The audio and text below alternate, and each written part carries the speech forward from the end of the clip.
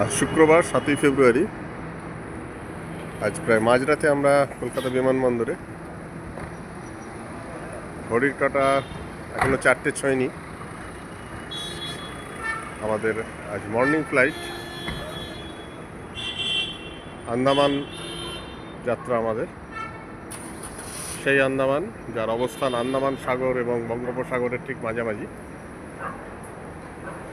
570টি দ্বীপপুঞ্জ নিয়ে গঠিত যদিও, কিন্তু যার মধ্যে মাত্র 38টি দ্বীপে জনবসতি আছে। সবচেয়ে বড় দ্বীপ আন্দামান এবং তারপরে নিকোবর। এছাড়াও আরও বিভিন্ন দ্বীপ যদিও আছে, কিন্তু এই আন্দামানের আমরা প্রথমে যাব দক্ষিণ আন্দামান, অর্থাৎ পোর্ট ব্লেয়ার এবং সংলগ্ন এরিয়া। তারপর আমরা হ্যাভলক নীল করে ঢুকব উত্তর আন্দামান, মধ্য আন্দামান হয়ে, অর্থাৎ সেই মায়াবন্দর। আগামী 16 তারিখ অবধি আমাদের এই ট্রিপ চলবে। দেখাবো আপনাদের সেই সব ছবি।